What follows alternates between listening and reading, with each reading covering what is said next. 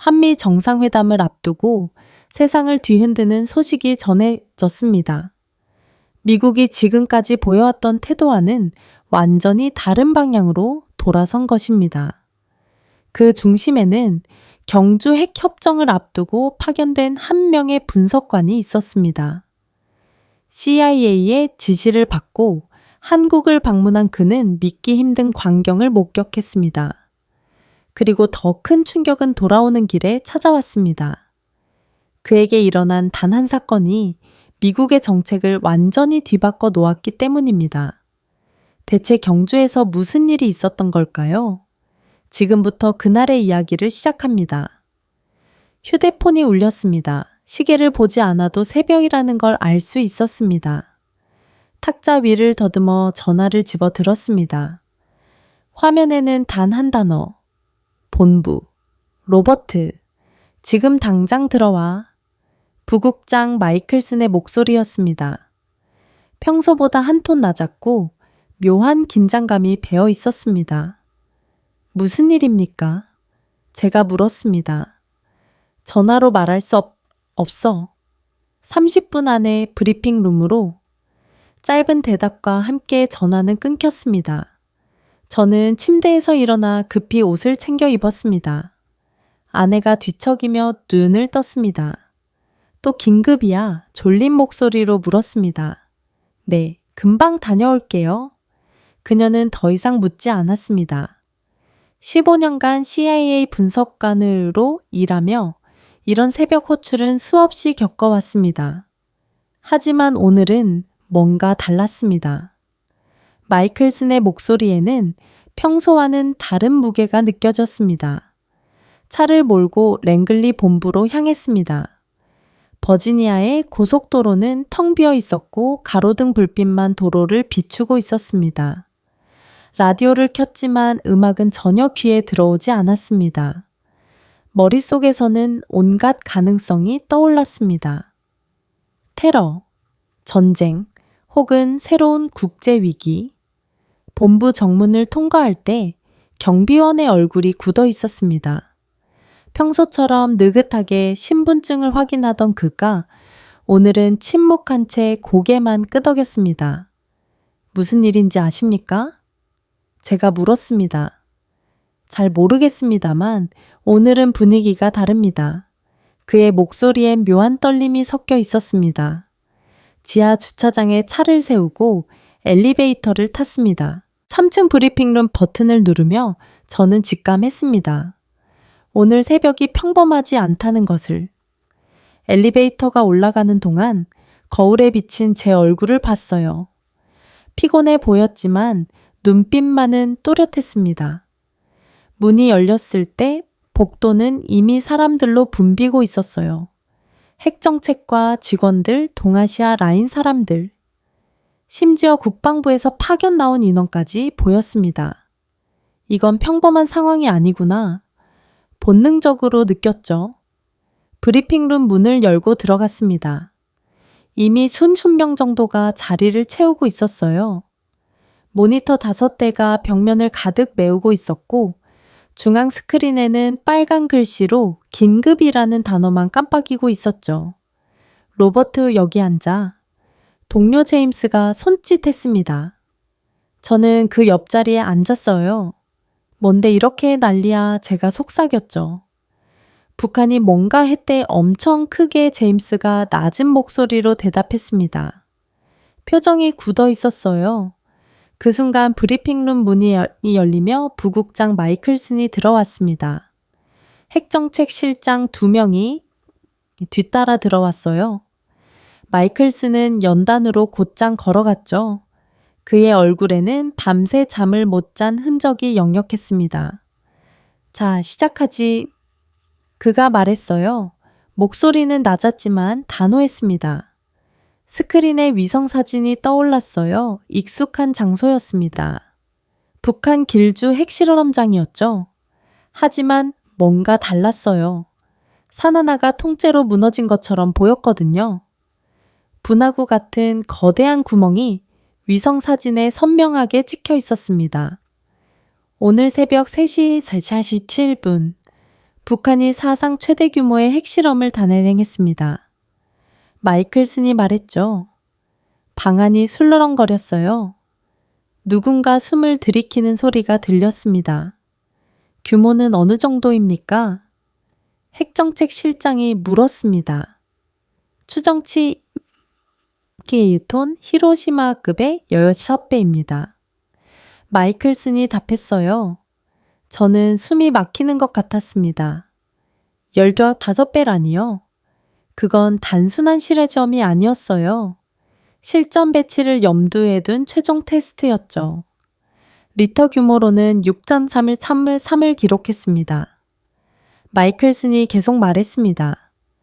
중국 지린성과 러시아 블라디보스토크에서도 진동이 감지됐습니다. 스크린이 바뀌며 진도 그래프가 나타났어요.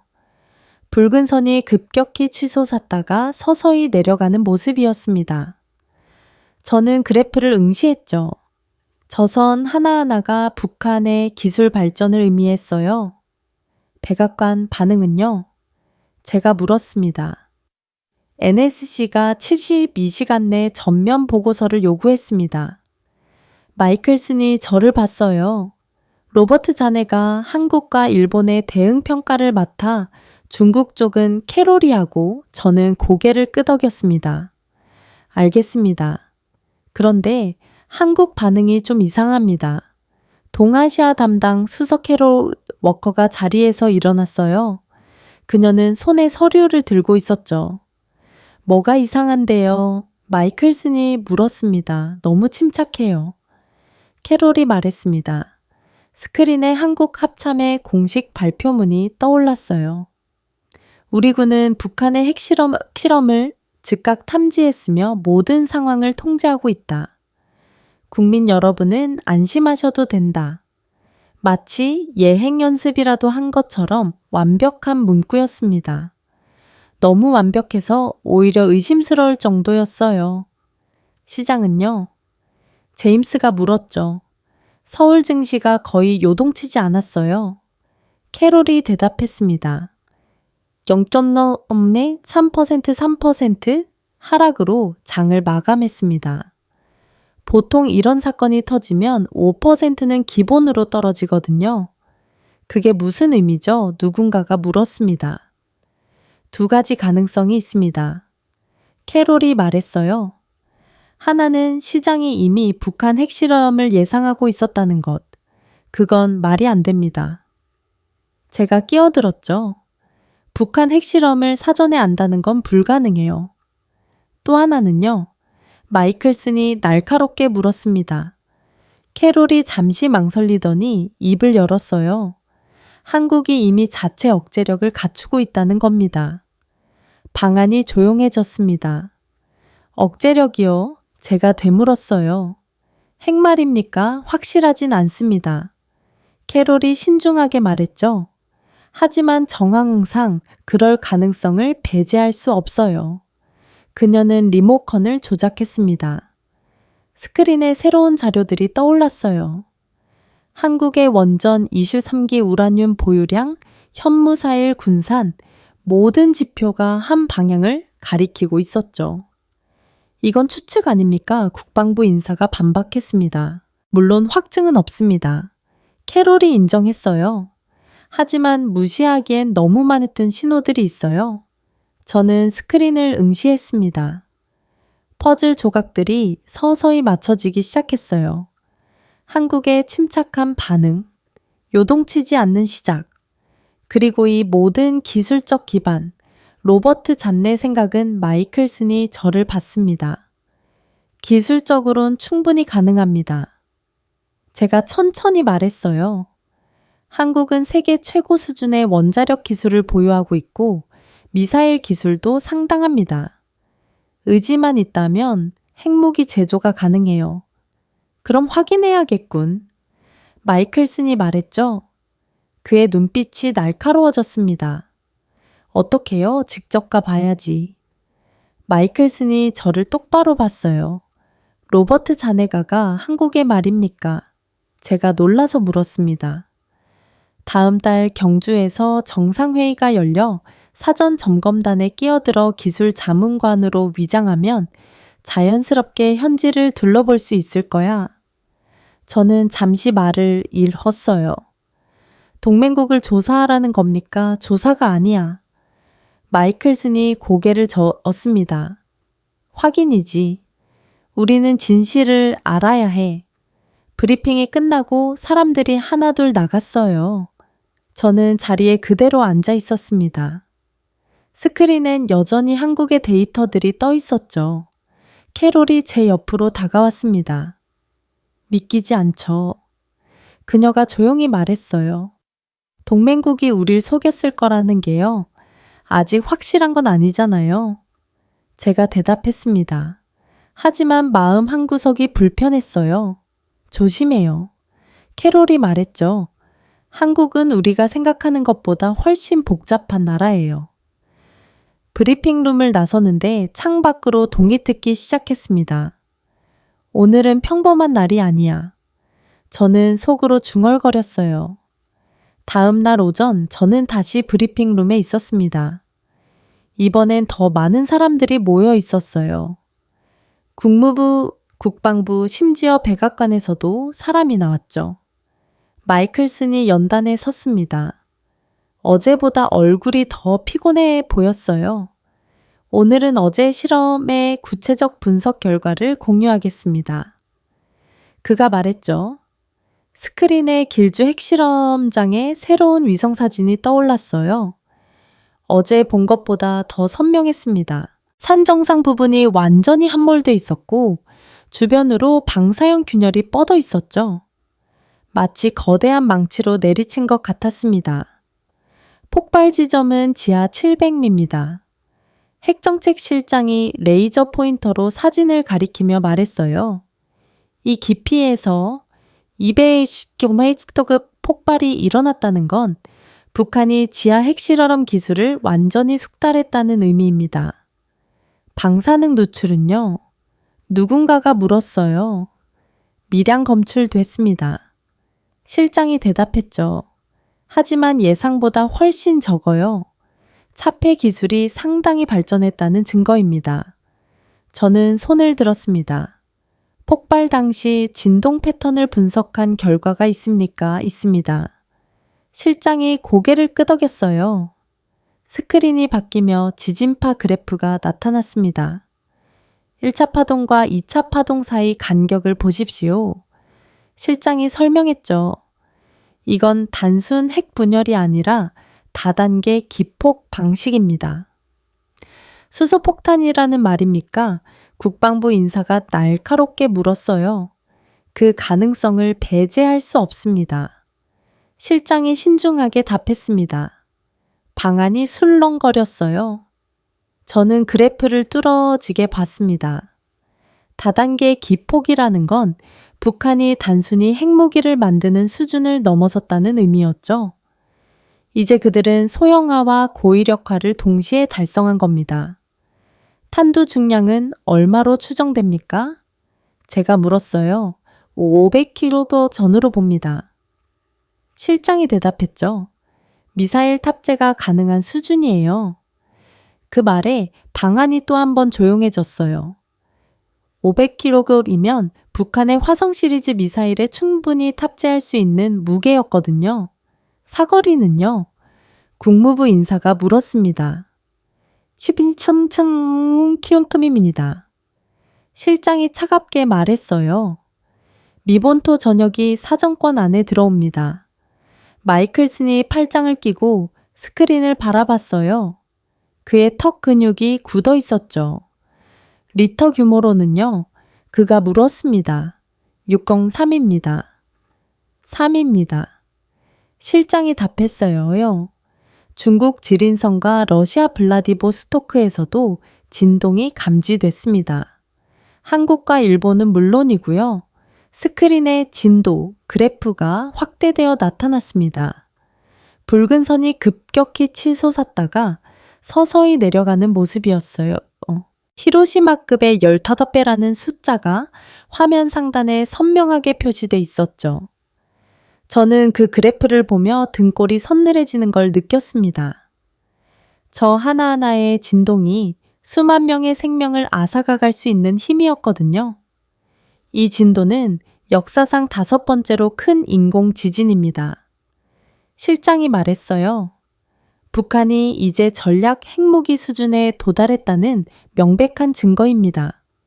국제 반응은요, 마이클슨과 물었습니다. 중국은 공식 유감 표명, 러시아는 대화 촉촉구, 일본은 긴급 안보회의 소집. 실장이 간략히 정리했죠. 한국은요, 마이클슨과 날카롭게 물었어요. 실장이 잠시 멈칫했습니다. 짧은 성명 발표가 전부입니다. 특별한 추가 조치는 없었어요. 이상하지 않습니까? 제임스가 중얼거렸어요. 바로 코앞에서 저런 폭발이 일어났는데요. 저도 그렇게 생각했습니다. 서울과 길주는 직선거리로 200km도 안 되거든요. 보통이라면 국민들이 공황 상태에 빠져도 이상하지 않을 상황이었죠. 그런데 한국은 마치 모든 게 예정된 수순이라도 되는 것처럼 담담하게 반응하고 있었습니다. 캐롤리 자리에서 일어났어요. 제가 한국 반응을 좀 더 자세히 분석해 봤습니다. 그녀가 말했죠. 스크린에 새로운 자료가 떠올랐어요. 언론 보도입니다. 캐롤이 설명했죠. 일면 톱 기사지만 논조가 차분해요. 오히려 전문가들이 나와서 우리 대응 능력이 충분하다고 강조합니다. 구체적으로 뭐라고 합니까? 마이클슨이 물었어요. 현무 미사일 킬체인 시스템, 한국형 미사일 방어 체계를 언급하면서 북한 위협에 충분히 대응할 수 있다고 말합니다. 캐롤이 답했죠. 마치 이미 준비된 답변을 읽는 것 같았어요. 시장 반응은요. 국방부 인사가 물었습니다. 서울 증시가 0.3% 하락으로 장을 마감했습니다. 캐롤이 말했어요. 보통 이런 사건이 터지면 5%는 기본으로 떨어지는데 말이죠. 저는 메모를 적었습니다. 너무 침착한 반응이었어요. 마치 이미 예상하고 있었던 것처럼 보였죠. SNS 여론은요. 제가 물었어요. 놀랍게도 차분합니다. 캐롤이 답했죠. 물론 불안해하는 목소리도 있지만 전반적으론 우리 군을 신뢰한다는 반응이 많아요. 무엇을 믿는 걸까요? 제임스가 중얼거렸습니다. 그게 바로 우리가 알아내야 할 겁니다. 마이클슨이 말했어요. 그의 눈빛이 날카로워졌죠. 로버트, 자네가 한국 쪽을 집중적으로 파고들어 왜 저렇게 침착한지 뭘 믿고 있는지 알아내야 해. 저는 고개를 끄덕였습니다. 알겠습니다. 백악관 NSC 대표가 앞으로 나왔어요. 대통령께서 72시간 내 완전한 분석 보고서를 요구하셨습니다. 그가 엄숙하게 말했죠.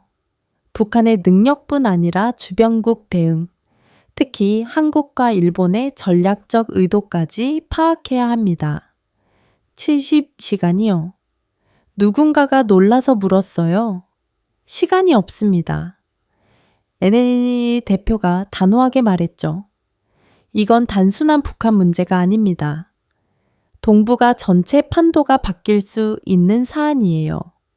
브리핑이 끝나고 사람들이 하나둘 나갔습니다. 저는 자리에 그대로 앉아 있었어요. 스크린엔 여전히 진도 그래프가 떠 있었죠. 붉은 선이 전멸하고 있었습니다. 캐롤이 제 옆으로 다가왔어요. 뭔가 석연치 않죠. 그녀가 조용히 말했습니다. 한국이 너무 준비되어 있는 것 같아요. 저도 그렇게 느꼈습니다. 제가 대답했죠. 마치 이미 알고 있었던 것처럼 보여요. 아니면 이미 대비책을 갖추고 있거나 캐롤이 말했어요. 그녀의 목소리에는 확신이 배어 있었죠. 저는 스크린을 다시 봤습니다. 리터 6전잠 히로시마급의 15배, 그리고 한국의 침착한 반응. 이 모든 퍼즐 조각들이 하나의 그림을 그리기 시작했어요. 72시간 안에 답을 찾아야 했습니다니 브리핑룸을 나서며 저는 속으로 중얼거렸어요. 한국은 대체 뭘 숨기고 있는 걸까? 브리핑룸을 나와 복도를 걷는데 마이클슨이 뒤에서 불렀습니다. 로버트, 잠깐. 저는 걸음을 멈추고 돌아섰어요. 그가 빠르게 걸어오더니 제 어깨에 손을 얹었죠. 내 방으로 가지.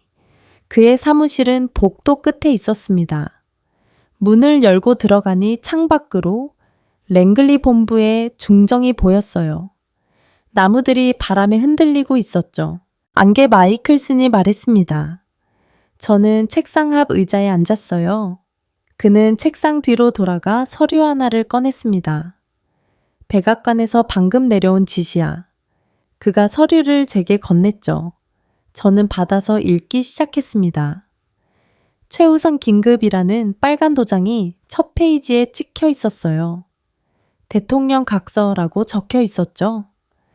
북한 핵실험에 대한 전면평가 보고서를 72시간 내 제출할 것.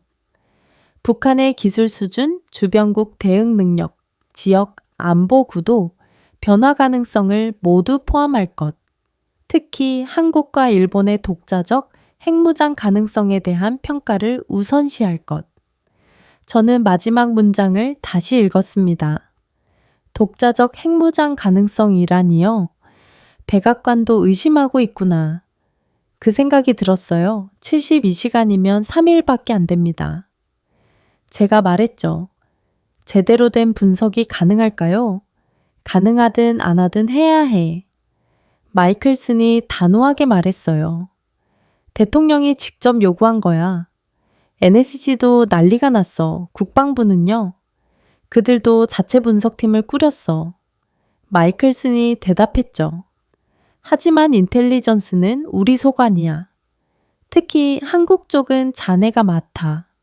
저는 서류를 내려놓았습니다. 구체적으로 뭘 알아내야 합니까? 3가지야. 마이클슨이 손가락을 펴며 말했어요. 첫째, 한국이 핵무기 개발 능력을 실제로 갖췄는지. 둘째, 만약 갖췄다면 어느 단계까지 진행됐는지. 셋째, 그들의 의도가 뭔지. 의도요, 방어용이냐, 공격용이냐, 마이클슨이 설명했죠. 북한 억제용이냐, 아니면 더 큰 그림이 있는지 말이야. 저는 고개를 끄덕였습니다. 자료는 어디까지 접근 가능합니까? 최고 기밀까지 전부 열려 있어. 마이클슨이 말했어요. 위성사진, 통신감청 인적정보원 보고서 다 볼 수 있어. 필요하면 국방부 자료도 요청해. 인력 지원은요. 캐롤이 중국 쪽을 맡고 제임스가 일본 쪽을 맡아 마이클슨이 답했죠. 자는 한국에만 집중하면 돼. 저는 잠시 생각에 잠겼습니다. 72시간 안에 한 나라의 핵 능력을 평가하라는 건 사실상 불가능에 가까운 일이었어요. 하지만 백악관이 이렇게 서두른다는 건 상황이 그만큼 심각하다는 의미였죠. 한 가지 더 마이클슨이 말했어요. 이번 보고서는 정책 결정의 근거가 될 거야. 자네 분석에 따라 대통령이 한국에 압력을 넣을 수도 있고 아니면 동맹 강화 쪽으로 갈 수도 있어. 책임이 무겁군요. 제가 말했죠. 그래서 자네한테 맡기는 거야. 마이클슨이 제 눈을 똑바로 봤어요. 15년간 자네가 내놓은 분석 중에 틀린 게 거의 없었어. 이번에도 믿는다. 저는 자리에서 일어났습니다. 최선을 다하겠습니다. 아, 로버트 마이클슨이 저를 불렀어요. 한 가지만 기억해. 뭔가요? 우리는 진실을 찾는 거야. 그가 조용히 말했죠. 우리가 원하는 답이 아니라 실제 답을 말이야. 저는 고개를 끄덕이고 사무실을 나왔습니다. 복도를 걸으며 손목시계를 봤어요. 오전 11시 30분이었습니다. 72시간이면 모레 오전 11시 30분까지였죠. 제 사무실로 돌아왔을 때 책상 위엔 이미 새로운 서류들이 쌓여 있었어요. 누군가 제가 없는 사이 갖다 놓은 모양이었죠. 매니 파일을 집어들었습니다. 한국 원자력 프로그램 전면평가라는 제목이 붙어 있었어요. 커피를 한 잔 따라 마시고 의자에 앉았습니다. 파일을 열자 첫 페이지에 요약문이 나왔어요. 한국은 이시민스키의 원전을 보유하고 있으며 세계 유위 원자위의 원자력 발전 국가인 우라늄 농축 기술을 보유하고 있으나 감시에 있음. 해결료 재처리 기술은 공식적으론 보유하지 않는 것으로 알려짐. 저는 마지막 문장에 밑줄을 그었습니다. 공식 정론이라는 표현이 걸렸거든요. 다음 페이지를 넘겼어요. 2000년대 초반 극비 우라늄 농축 실험 관련 내용이 나왔습니다. 한국은 2000년과 3년 사이 소량의 우라늄을 농축한 사실이 있음. 이는 2004년 IAEA에 자진 신고됨. 당시 한국 정부는 과학자들의 독단적 행위라고 해명했으나 의문이 남음. 저는 메모를 적었습니다. 20년 전에 이미 농축 실험을 했다면 지금은 어디까지 왔을까 파일을 계속 읽어 내려갔어요. 중간쯤에 흥미로운 내용이 나왔습니다. 한국의 원자력 기술 수준은 세계 최고 수준이며 이론적으론 6개월에서 1년 내 핵무기 제조 가능. 플루토늄 생산 능력 농축 기술, 미사일 탑재 기술 모두 보유. 제가 필요한 건 의지뿐. 저는 그 문장을 다시 읽었습니다. 필요한 건 의지뿐이라. 그렇다면 한국이 정말 그 의지를 가졌을까요? 다음 파일을 꺼냈어요. 현무 미사일 시리즈 분석이었습니다. 상세한 스펙이 적혀 있었죠. 사거리 탄두 중량 정확도, 생산 수량 모든 데이터가 빼곡하게 채워져 있었습니다. 특히 눈에 건 현무 시리즈였어요. 사거리 8규모 1012km 탄두 중량 2톤 CP, 16mm D 이하, 지하 벙커 관통 능력 보유. 저는 계산기를 두드렸습니다. 만약 핵탄두를 500kg로 소형화할 수 있다면 현무 미사일에 충분히 탑재 가능했어요. 그리고 북한이 방금 그 소형화에 성공했다는 걸 보여줬다면 한국도 같은 기술을 가지고 있을 가능성이 높았죠. 오후 3시가 됐을 때 캐롤이 제 사무실로 들어왔습니다. 진행 상황 어때? 그녀가 물었어요. 퍼즐 조각들은 많은데 그림이 안 보여요. 제가 대답했죠. 기술적으론 가능한 게 확실한데 실제로 했는지는 모르겠어요. 정황 증거는 많아. 캐롤이 말했어요. 침착한 반응, 요동치지 않는 시장, 준비된 듯한 언론 대응, 다 설명이 되죠. 하지만 확증이 없잖아요. 제가 말했죠. 위성사진도 없고 정보원 보고도 없어요. 그게 더 의심스러운 거 아니야. 캐롤이 반박했어요. 이렇게 큰 프로그램을 우리 눈을 피해 진행했다는 것 자체가 그들의 능력을 보여주는 거잖아. 저는 고개를 끄덕였습니다. 일리 있는 말이었어요. 제임스도 들어왔습니다. 일본은 완전히 패닉 상태야. 그가 말했어요. 긴급 안보회의 3번째 하고 있대. 한국하고 대조적이네요. 제가 말했죠. 바로 그거야. 제임스가 손가락으로 책상을 톡톡 두드렸어요. 일본은 미국 해구산에만 의존하는데 한국은 뭔가 다른 카드를 가진 것 같아. 우리는 그 카드가 뭔지 알아내야 했습니다. 다음 날 오전 종합 브리핑이 잡혔습니다. 72시간 중 이미 24시간이 지나 있었어요. 브리핑룸엔 전날보다 더 많은 사람들이 모여 있었죠. 국무부 차관보까지 참석했습니다. 마이클슨이 회의를 시작했어요. 각 팀별로 중간 보고를 듣겠습니다. 캐롤 중국 쪽부터 캐롤이 자리에서 일어났습니다. 중국은 이번 사태에 상당히 당황한 것으로 보입니다. 그녀가 말했죠. 베이징의 비공식 채널을 통해 확인한 바로는 북한이 사전 통보 없이 실험을 강행했어요. 시진핑 주석도 화가 났다는 얘기가 들려요. 통제력을 상실했다는 뜻입니까? 국무부 차관보가 물었어요. 그렇게 봐야 할 것 같습니다. 캐롤이 답했죠. 북한이 이제 중국 눈치도 안 보는 거예요. 제임스가 일본 보고를 이어받았습니다. 일본은 완전한 위기 모드입니다. 그가 스크린에 자료를 띄웠어요. 긴급 안보회의 연속 개최돼 경계태세 격사 미동맹 강화론의 가속화 다카이치 총리가 국회 연설에서 모든 선택지를 검토한다고 했는데 이건 사실상 핵무장 가능성을 언급한 겁니다. 일본이 정말 그쪽으로 갈까요? 누군가가 물었어요. 여론이 급속히 변하고 있어요. 제임스가 답했죠. 최근 여론조사에서 핵무장 찬성이 40%를 넘었습니다. 작년만 해도 20%였는데 말이죠. 방안이 술렁거렸습니다.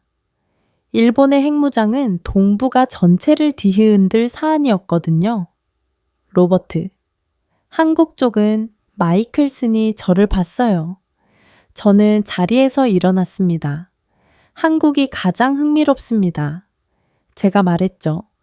일본과 정반대 반응을 보이고 있어요. 스크린에 제가 준비한 자료를 띄웠습니다. 한국 합참 발표문 언론 보도 증시 변동 그래프 모든 게 비정상적으로 안정적이었어요. 보시다시피 한국의 대응은 지나치게 침착합니다. 제가 설명했죠. 마치 이미 준비되어 있던 것처럼 보여요. 준비라는 게 뭘 의미합니까? 국무부 차관보가 날카롭게 물었습니다. 저는 잠시 망설였어요. 이건 제 경력이 걸린 순간이었거든요. 잘못된 판단을 내리면 미국의 대한반도 정책 전체가 흔들릴 수 있었죠. 하지만 데이터는 명확했습니다. 자체 핵 억제력 가능성입니다. 제가 단호하게 말했어요. 방안이 조용해졌습니다. 뭐라고요? 차관보가 다시 물었어요. 한국이 핵무기를 보유했거나 최소한 실전 배치 직전 단계에 있을 가능성이 높습니다. 제가 반복했죠. 그래서 북한 핵실험에도 침착할 수 있는 거예요. 근거가 뭡니까? 마이클슨이 물었습니다. 저는 리모컨을 조작했어요. 스크린에 새로운 자료들이 나타났습니다. 첫째, 기술적 기반입니다. 제가 설명을 시작했죠. 한국은 60세기의 원전을 보유하고 있고 세계 최고 수준의 원자력 기술을 갖췄어요.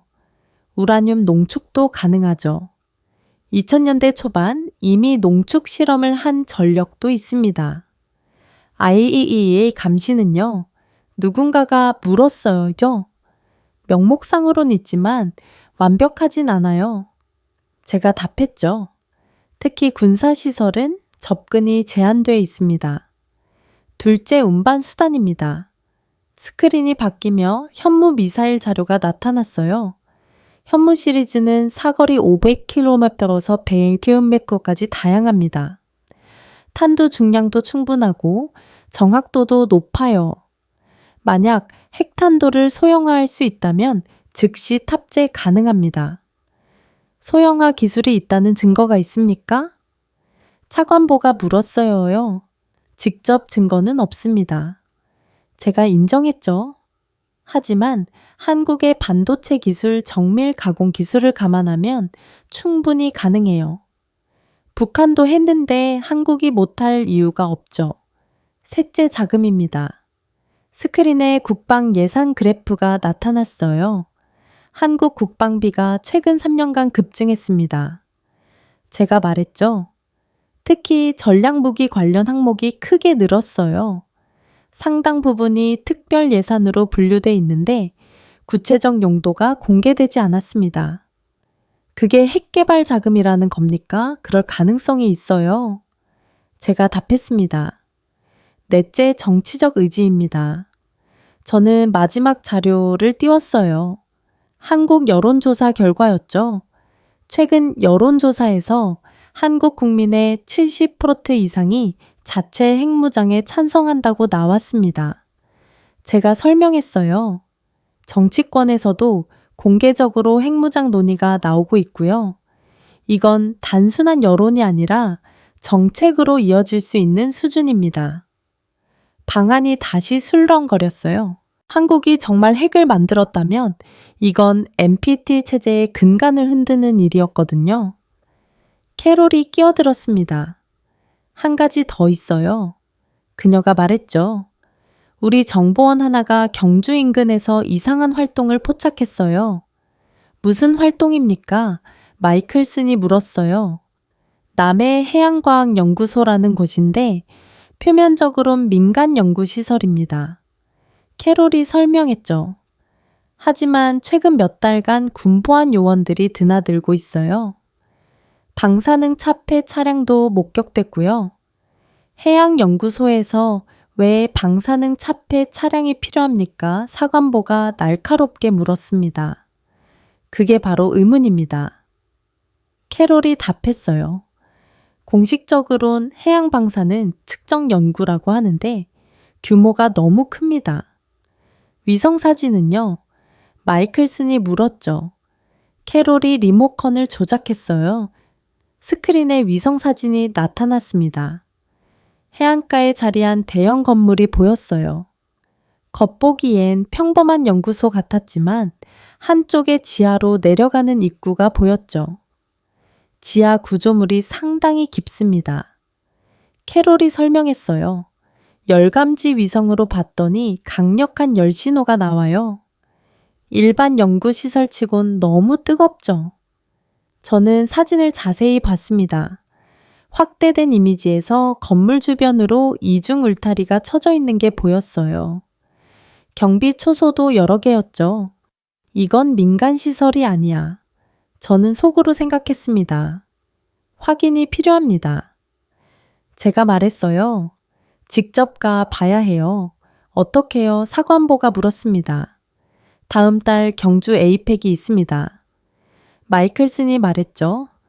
로버트를 사전 점검단에 끼워 넣으면 자연스럽게 현지 조사가 가능해요. 동맹국을 염탐하자는 겁니까? 차관보가 불편한 표정을 지었어요. 염탐이 아니라 확인입니다. 마이클슨이 단호하게 말했죠.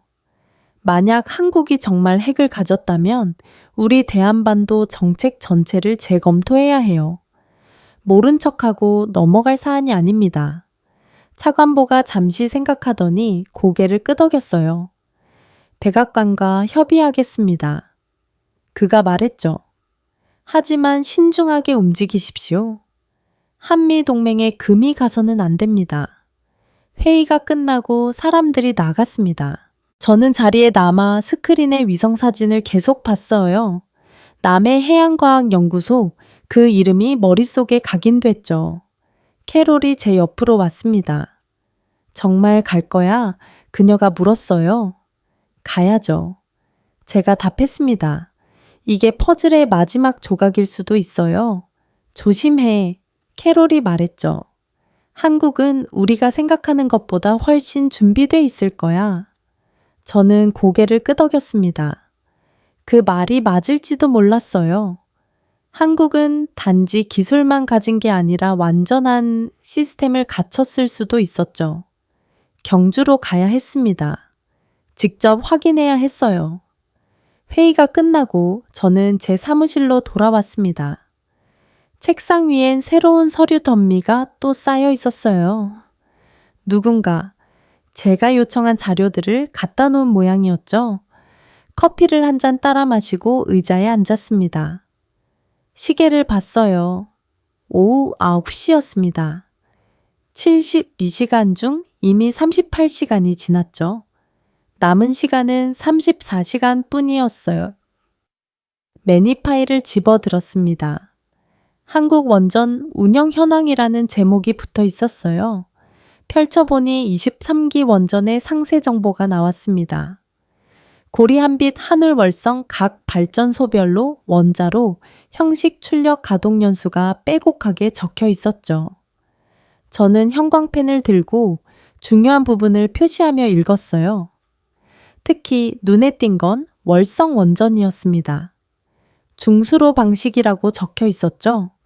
중수로는 플루토늄 생산이 용이한 방식이었어요. 핵무기 제조의 핵심 재료였죠.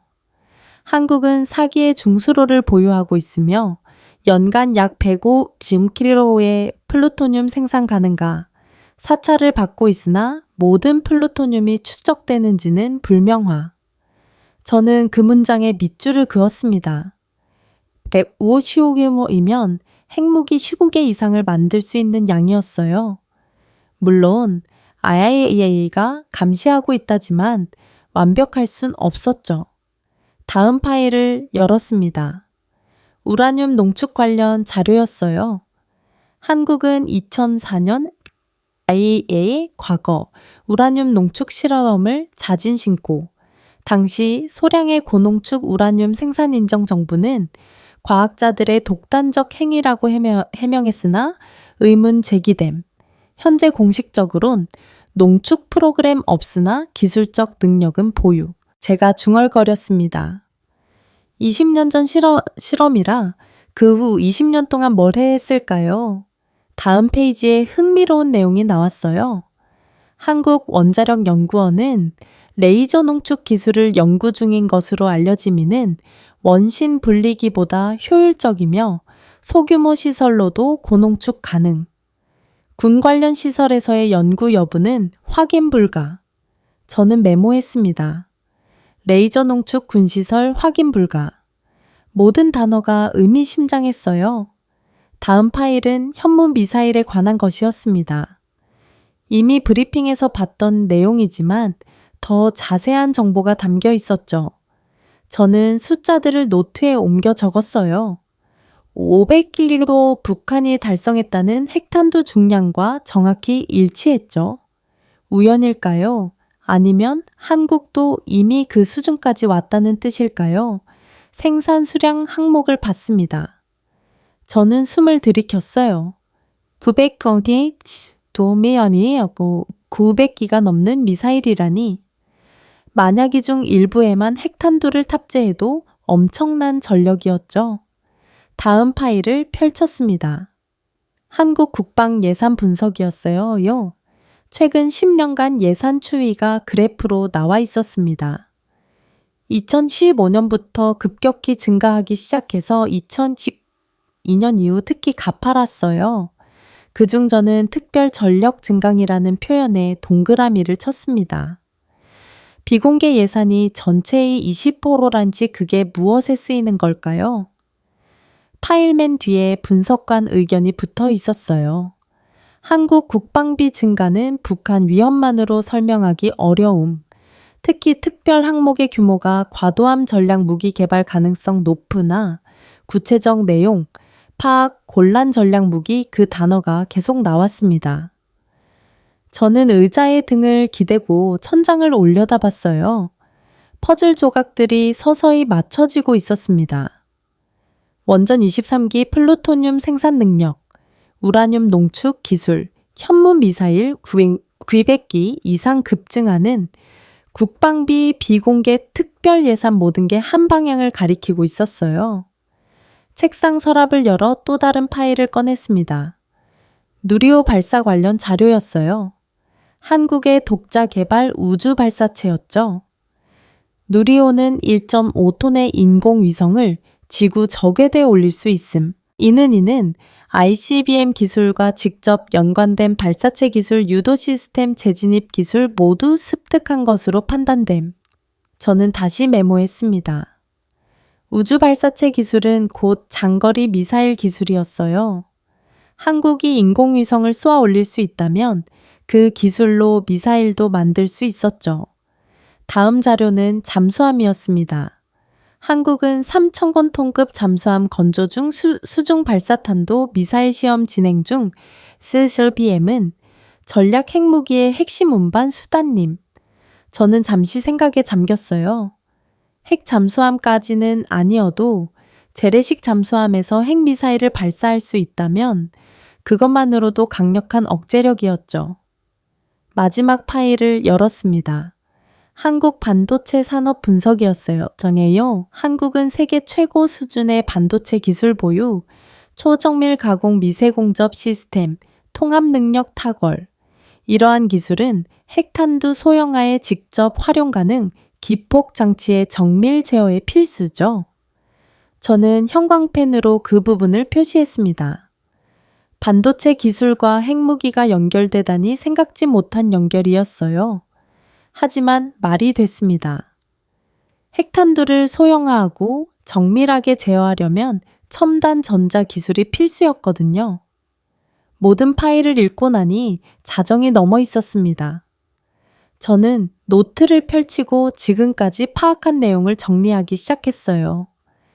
내용을 정리하다 보니 한국은 핵무기를 이미 완성했을 가능성도 배제할 수 없겠더라고요. 저는 펜을 내려놓고 창밖을 바라봤습니다. 랭글리 본부에 야간 조명이 어둠 속에서 빛나고 있었어요. 이건 단순한 추측이 아니었습니다. 모든 데이터가 같은 결론을 가리키고 있었죠. 한국은 핵무기를 만들 수 있었어요. 아니, 어쩌면 이미 만들었을지도 몰랐습니다. 그래서 북한 핵실험에도 침착할 수 있었던 거죠. 문제는 확증이었습니다. 아무리 정황 증거가 많아도 직접 증거 없이는 백악관을 설득할 수 없었어요. 그리고 미국의 대한반도 정책을 바꿀 수도 없었죠. 저는 다시 캐롤이 보여준 위성사진을 꺼냈습니다. 남해해양과학연구소 그곳에 답이 있을 것 같았어요. 경주로 가야 했습니다.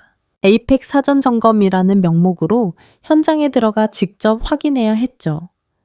휴대폰을 들어 마이클슨에게 문자를 보냈습니다. 경주행 준비하겠습니다.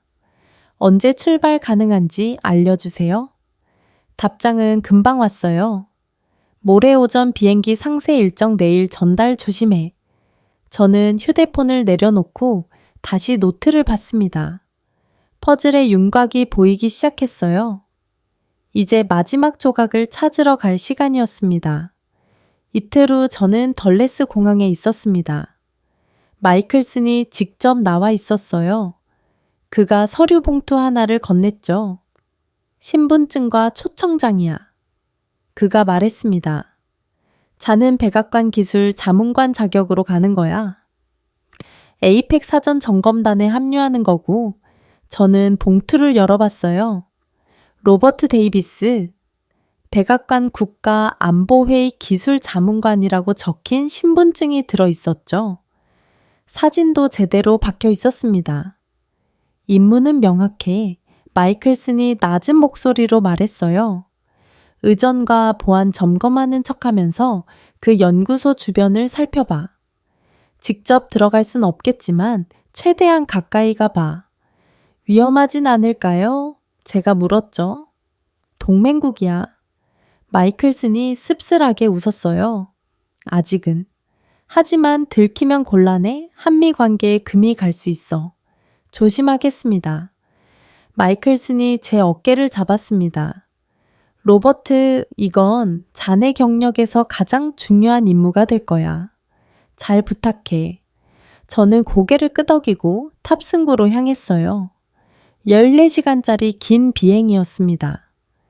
비행기 안에서 저는 경주 관련 자료를 다시 훑어봤습니다. 에이펙 개최소 주요 일정 숙소 배치. 겉으로는 평범한 사전 점검 자료였지만 제 목적은 따로 있었어요. 가방 안 숨겨진 파일에는 남해해양과학연구소의 상세 지도가 들어 있었습니다. 위성사진을 바탕으로 만든 것이었죠. 건물 배치 출입구, 경비 초소 위치 모든 게 표시돼 있었어요. 부산 김해공항에 도착한 건 현지 시간으로 오후 3시였습니다.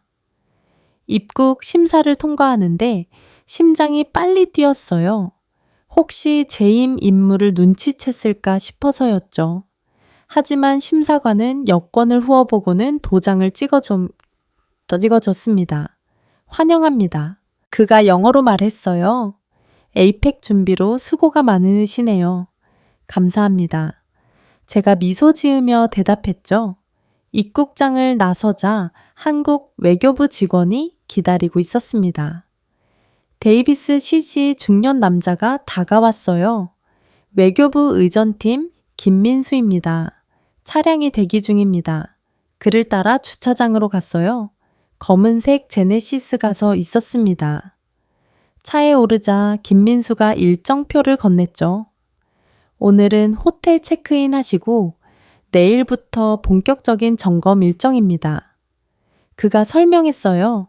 회의자 만찬장 각국 정상 숙소 등을 둘러보실 겁니다.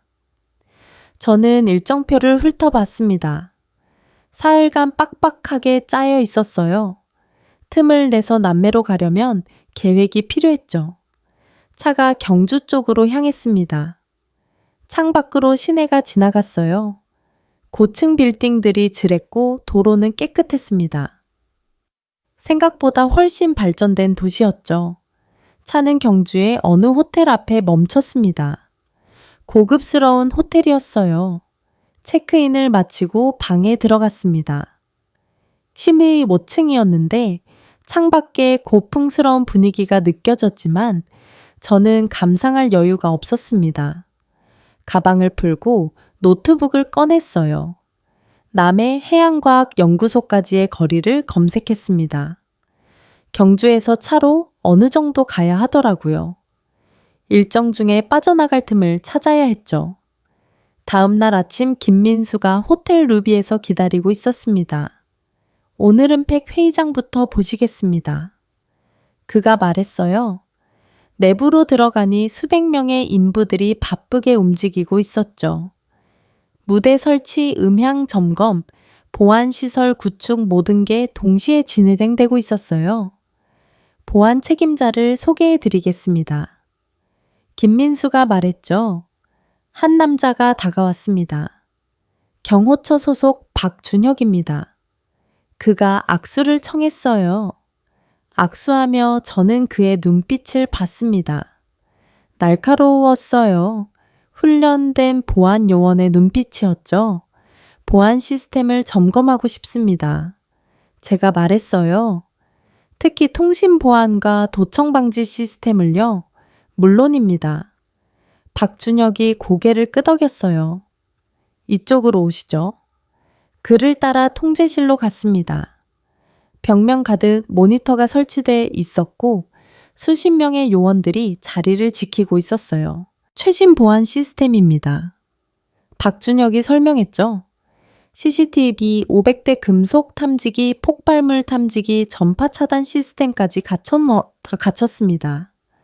저는 시스템을 둘러봤어요. 인상적이었습니다. 미국 백악관 수준이었죠. 한국의 기술력이 정도인가 싶었습니다. 오후에는 각국 정상 숙소를 점검했어요. 해운대의 고급 호텔들이었습니다. 모든 곳이 철통 같은 보안 속에 있었죠. 저녁 무렵 했습니다. 내일은 해양 관련 시찰이 있습니다. 조선소를 둘러보실 겁니다. 저는 귀가 번쩍 뛰었어요. 해양 관련이라니 남해 쪽도 갈 수 있을까요? 제가 조심스럽게 물었죠. 남이요? 김민수가 고개를 갸웃했어요. 특별히 일정엔 없는데요. 해양과학 분야도 보고 싶어서요. 제가 말했습니다. 에이펙 해양 환경 이슈도 다루지 않습니까? 김민수가 잠시 생각하더니 고개를 끄덕였어요. 외교부에 문의해 보겠습니다. 남해에 해양과학연구소가 있긴 합니다. 그날 밤 호텔방에서 저는 마이클슨에게 암호화 메시지를 보냈습니다. 남해 방문 시도 중 내일 결과 알 수 있을 것 같음. 답장이 곧 왔어요. 좋아. 하지만 무리하지 마. 들키면 안 돼. 저는 창밖을 바라봤습니다. 경주의 야경이 화려하게 빛나고 있었어요. 하지만 저는 관광객이 아니었어요. 이 나라가 무엇을 숨기고 있는지 알아내야 했죠. 다음 날 아침 김민수가 좋은 소식을 가져왔습니다. 남해 방문이 승인됐습니다. 그가 말했어요. 오후에 해양과학연구소를 방문하실 수 있습니다. 저는 침착하게 고개를 끄덕였지만 속으로는 심장이 뛰었어요. 드디어 그곳에 갈 수 있게 됐습니다. 점심 후 차를 타고 남매로 향했어요. 경주를 벗어나자 해안로가 나타났습니다. 바다가 에메랄드 빛으로 빛나고 있었죠. 2시간쯤 달렸을 때 김민수가 말했습니다. 곧 도착합니다. 저는 긴장했어요. 가방 안에는 소형 카메라가 숨겨져 있었습니다. 최대한 많은 걸 기록해야 했죠. 차가 해안가 언덕을 올라갔어요. 그리고 건물이 보이기 시작했습니다. 남해해양과학연구소 퍼즐의 마지막 조각이 눈앞에 있었습니다. 차가 연구소 정문 앞에 멈췄습니다. 높은 철제 울타리가 시설 전체를 둘러싸고 있었어요. 위성사진에서 봤던 것보다 훨씬 견고해 보였죠. 경비초소에서 2명의 경비원이 나왔습니다. 민간 경비가 아니었어요. 군복을 입고 있었거든요. 신분증 확인하겠습니다. 한 경비원이 말했어요. 김민수가 서류를 건넸죠. 백악관 기술 자문관이십니다. 관련 시찰이에요. 경비원이 서류를 꼼꼼히 확인했습니다. 제 얼굴과 신분증을 번갈아 보더니 무정의로 뭔가 말했어요. 잠시 기다려 주십시오. 그가 말했죠. 5분쯤 지나자 안에서 승용차 한 대가 나왔습니다. 차에서 한 남자가 내렸어요. 흰 가운을 입고 있었지만 걸음걸이가 군인 같았습니다. 환영합니다. 그가 영어로 말했어요. 저는 연구소 부소장 이상훈입니다. 악수하며 저는 그의 손을 느꼈습니다. 거칠었어요. 실험실에서만 일한 사람의 손이 아니었죠. 들어오시죠.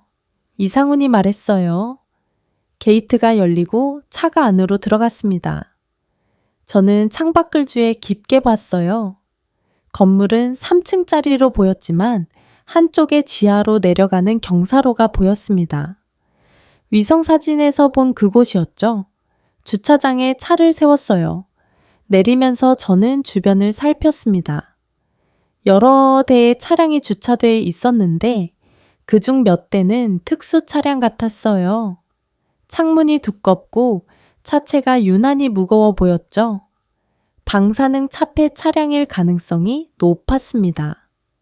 먼저 메인 건물부터 보여드리겠습니다. 이상훈이 말했어요. 우리 연구소는 해양 환경과 해양 자원을 연구합니다. 건물 안으로 들어갔습니다. 1층은 평범한 연구소 같았어요. 실험실들이 줄지어 있었고 연구원들이 현미경을 들여다보거나 컴퓨터 화면을 보고 있었죠. 하지만 뭔가 이상했습니다. 연구원들이 너무 긴장해 있었어요. 우리를 보는 눈빛이 경계심으로 가득했죠. 해양생물연구실입니다. 이상훈이 한 방을 가리켰어요. 수조들이 놓여 있고 물고기들이 헤엄치고 있었습니다. 해양오염 측정 연구도 하십니까? 제가 물었어요. 물론입니다. 이상훈이 대답했죠. 특히 방사능 오염 측정이 우리의 주요 업무 중 하나입니다. 방사능이요? 제가 관심 있는 척했어요. 후쿠시마 원전 사고 이후 해양 방사능 모니터링이 중요해졌습니다. 이상훈이 설명했죠. 우리는 동해와 남해의 방사능 수치를 지속적으로 측정하고 있어요. 저는 고개를 끄덕였습니다. 그럴듯한 설명이었어요. 하지만 그것만으론 군보안 요원이 필요한 이유를 설명할 수 없었죠. 지하 시설도 볼 수 있을까요? 제가 조심스럽게 물었습니다. 이상훈의 표정이 굳어졌어요. 죄송하지만 그곳은 제한 구역입니다. 그가 말했죠.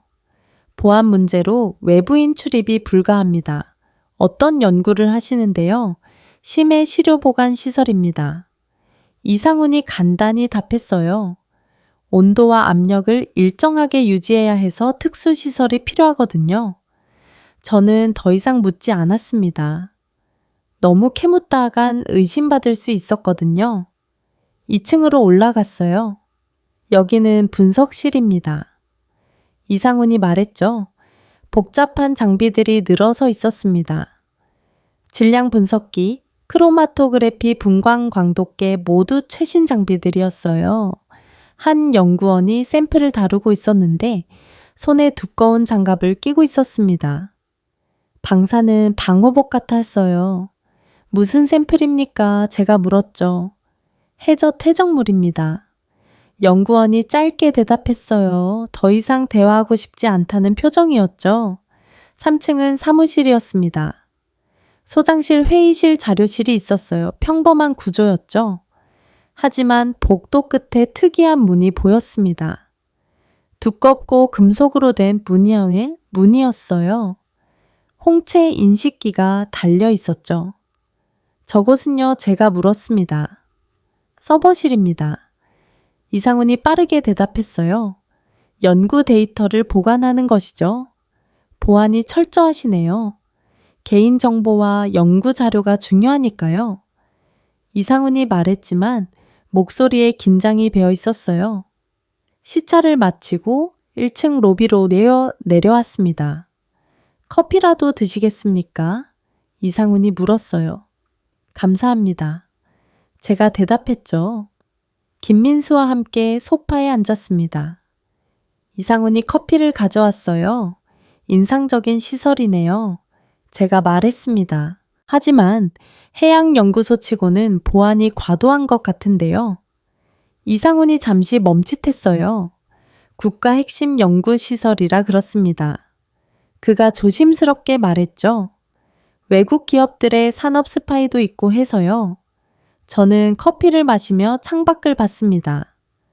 주차장 너머로 지하 경사로가 보였어요. 그곳에서 트럭 한 대가 올라오고 있었습니다. 특수 차량이었어요. 차체에 노란색 방사능 표시가 붙어 있었죠. 저는 가방에서 휴대폰을 꺼내는 척하며 재빨리 사진을 찍었습니다. 셔터 소리가 나지 않는 무음 모드였어요. 그 순간 이상훈이 저를 봤습니다. 연구소 내부는 촬영 금지입니다. 그가 날카롭게 말했어요. 죄송합니다. 제가 휴대폰을 내려놓았죠. 습관적으로 꺼낸 거였어요. 이상훈의 눈빛이 차갑게 변했습니다. 데이비스 씨 더 보실 것 없으시면 이만 나가시죠. 그가 말했어요. 목소리에 경고의 뜻이 담겨 있었습니다. 네, 충분히 봤습니다. 제가 일어섰어요. 좋은 시설 감사합니다. 밖으로 나오며 저는 다시 한번 주변을 살폈습니다. 건물 옆으로 굵은 파이프들이 지하로 연결돼 있었어요. 냉각수 파이프 같았습니다. 일반 연구소에 필요한 것보다 훨씬 큰 규모였죠. 차에 타서 연구소를 빠져나왔습니다. 게이트를 지나며 저는 뒤를 돌아봤어요. 연구소 건물이 점점 멀어졌지만 머릿속엔 선명하게 남아 있었습니다. 지하 경사로 방사는 차폐 차량 두꺼운 냉각수 파이프 군보안 요원, 홍채 인식 보안 시스템 모든 게 한 가지를 말해주고 있었어요. 저곳은 단순한 해양연구소가 아니었습니다. 뭔가 훨씬 더 중요한 일이 그 지하에서 벌어지고 있었죠. 경주로 돌아오는 차 안에서 김민수가 물었습니다. 어떠셨습니까? 인상적이었습니다. 제가 대답했어요. 한국의 과학 수준이 높다는 걸 확인했습니다. 김민수가 만족스러운 표정을 지었어요. 하지만 저는 전혀 다른 생각을 하고 있었습니다. 오늘 본 것을 어떻게 보고해야 할까 직접적인 증거는 없었지만 정황은 너무나 명확했어요. 호텔에 도착하자마자 저는 방으로 올라가 노트북을 켰습니다. 암호화 통신으로 마이클슨에게 보고를 시작했어요. 남해 해양과학연구소 방문 완료. 지하시설 확인 불가했으나 다음 사항 포착. 군보안 요원 배치. 방사는 차폐 차량 목격 대형 냉각 시스템 확인. 과도한 보안 시스템 표면적 기능과 실제 기능 불일치 핵 관련 시설일 가능성 8% 이상 메시지를 보내고 창밖을 바라봤습니다. 아름다운 풍경이었지만 저는 불편했습니다. 동맹국을 염탐했다는 죄책감 때문이었을까요? 아니면 한국이 정말 우리를 속이고 있다는 사실이 확인되어서였을까요? 답장이 곧 왔습니다. 잘했어. 귀국 즉시 전체 브리핑 준비에 대통령이 기다리고 있어. 저는 노트북을 닫았습니다. 이제 퍼즐이 완성됐어요. 한국은 핵무기를 가졌거나 최소한 완성 직전이었습니다. 경주에서의 마지막 밤이었습니다. 저는 호텔방에서 귀국 준비를 하고 있었어요. 가방을 싸다가 휴대폰이 울렸습니다. 마이클슨이었죠. 로버트. 지금 당장 화상회의 가능한가? 그가 급하게 물었어요. 네, 가능합니다. 제가 대답했죠. 5분 후 연결할 거야. 보안 회선으로 전화가 끊기고 저는 노트북을 켰습니다. 암호화 화상회의 프로그램을 실행했어요. 정확히 5분 후 화면에 연결 요청이 떴습니다. 수락 버튼을 누르자 마이클슨의 얼굴이 나타났어요. 그 옆으로 국무부 차관복 국방부 인사, 그리고 NSC 대표까지 보였습니다. 백악관까지 연결된 회의였죠. 로버트 들리는가? 마이클슨이 물었어요. 네, 선명합니다. 제가 대답했습니다. 좋아! 마이클슨이 말했죠. 시간이 없어. 대통령이 내일 아침 브리핑을 요구했어. 자네 현장 보고를 지금 들어야겠어. 저는 자세를 바로잡고 앉았습니다. 오늘 남해 해양과학연구소를 방문했습니다. 제가 보고를 시작했어요. 공식적으론 해양환경연구시설이지만 실제론 그 이상으로 보입니다. 구체적으로 뭘 봤나 국방부 인사가 물었어요. 첫째 군보안 요원이 배치돼 있었습니다. 제가 말했죠. 민간 연구소치고는 과도한 보안이에요. 둘째 방사능 차폐 차량을 목격했습니다. 해양 방사능 측정용이라고 하더군요. 그게 이상한가 NSC 대표가 물었습니다. 규모가 너무 큽니다. 제가 설명했어요. 단순 측정용이라면 저 정도 장비가 필요하지 없어요. 셋째 대형 냉각 시스템이 있었습니다. 건물 옆으로 굵은 파이프들이 지하로 연결돼 있다군요. 얼마나 큰가? 원전 냉각수 파이프만 합니다. 제가 답했죠. 일반 연구소엔 필요 없는 규모예요. 화면 넘어서 누군가 휘파람을 불었어요. 넷째 지하 시설 출입이 철저히 통제됐습니다. 저는 계속 말했습니다. 홍채 인식 보안 시스템까지 갖췄더군요. 지하에 뭐가 있는지 확인은 못했습니까? 차관보가 물었어요. 불가능했습니다. 제가 고개를 저었죠. 너무 캐묻다간 의심받을 상황이었어요. 확률은 마이클슨이 날카롭게 물었습니다. 저는 잠시 멈칫했어요. 이 한마디가 미국의 대한반도 정책을 바꿀 수 있었거든요. 80%입니다. 제가 단호하게 말했죠. 한국은 핵무기 완성 직전 단계에 있습니다. 그 연구소는 생산시설이거나 최소한 핵심 부품 제조시설로 보입니다. 화면 속 사람들의 표정이 굳어졌어요. 근거가 약하지 않은가 차관보가 반박했습니다. 직접 본 게 없지 않나 직접 보진 못했습니다. 제가 인정했죠. 하지만 모든 정황이 한 방향을 가리킵니다. 이성기 원전 플루토늄 생산 능력 미사일, 기술 반도체 기술, 그리고 오늘 본 시설 퍼즐 조각이 다 맞아 떨어져요. 추측일 뿐 아닌가 차관보가 고집했어요. 정보 분석이 원래 그렇습니다. 제가 차분하게 말했죠. 직접 증거가 나올 때까지 기다리면 이미 늦어요. 지금 우리가 가진 정보만으로도 충분히 판단할 수 있습니다. 만약 틀렸다면 차관보가 물었어요. 한미동맹에 금이 갑니다. 그럼 맞다면요? 국방부 인사가 끼어들었습니다. 더 큰 문제죠. 차관보가 한숨을 쉬었어요. 우리가 속았다는 얘기니까요. NSC 대표가 말했습니다. 대통령께선 명확한 판단을 원하십니다. 로버트, 자네는 한국이 핵을 가졌다고 확신하나 저는 카메라를 똑바로 봤습니다. 가졌거나 곧 가질 겁니다. 제가 말했죠. 북한 핵실험에 대한 한국의 침착한 반응이 그 증거예요. 그들은 이미 대비책을 갖추고 있습니다. 대응박는 마이클슨이 물었어요. 3가지 옵션이 있습니다, 액티. 제가 손가락을 펴며 말했죠. 첫째 압박입니다. 한국의 NPT 의무를 상기시키고 핵 포기를 요구하는 거죠. 실현 가능성은 낮습니다. 제가 답했어요. 한국 여론의 70%가 핵무장을 지지합니다. 정부가 포기하기 어려워요.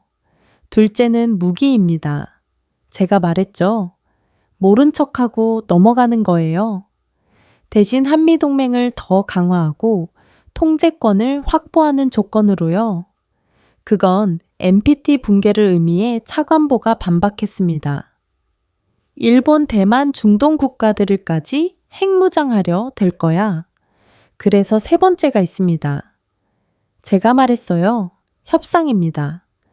한국이 핵 관련 기술을 일부 공유하는 조건으로 우리가 무기 내주는 거죠. 기술 공유요. 국방부 인사가 관심을 보였어요. 한국의 소형화 기술 미사일 기술은 우리에게도 유용합니다. 제가 설명했죠. 거기에 그들의 의료 로봇 AI 기술까지 포함하면 윈윈이 가능해요. 마이클슨이 턱을 괴고 생각했어요. 현실적으로는 3번째가 최선이군 그가 말했습니다. 하지만 대통령을 설득해야 해. 제 생명이 증거입니다. 제가 갑자기 말했어요. 모두가 저를 봤습니다. 무슨 뜻인가 NSC 대표가 물었죠. 만약 제가 경주에서 응급 상황을 겪었다면 한국 의료진이 저를 살렸을 겁니다. 제가 말했어요. 그들의 기술 수준은 그 정도예요. 단지 핵무기만이 아니라 모든 분야에서 최고 수준입니다. 우리는 그들을 적으로 볼 게 아니라 파트너로 봐야 해요. 화면 속 사람들이 서로를 봤습니다. 로버트 말이 맞아 마이클슨이 천천히 말했어요. 우리가 한국을 억제할 수 없다면 같이 가야 해. 배워야 해요. 차관보가 한숨을 쉬었습니다. 백악관과 협의하겠습니다. 그가 말했죠. 하지만 쉽지 않을 겁니다. 의회 설득도 만만 참고요. 시간이 없습니다. 제가 강하게 말했어요. 한국은 이미 결정을 내렸을 가능성이 높아요. 우리가 늦으면 주도권을 잃습니다. NSC 대표가 고개를 끄덕였어요. 로버트, 내일 귀국하는 대로 백악관으로 와. 대통령께 직접 브리핑하게. 알겠습니다. 제가 대답했죠. 회의가 끝나고 화면이 꺼졌습니다. 저는 의자에 기대긴 숨을 내쉬었어요. 이제 공은 백악관으로 넘어갔습니다. 창밖을 봤어요. 이 나라는 우리가 생각했던 것보다 훨씬 강했습니다.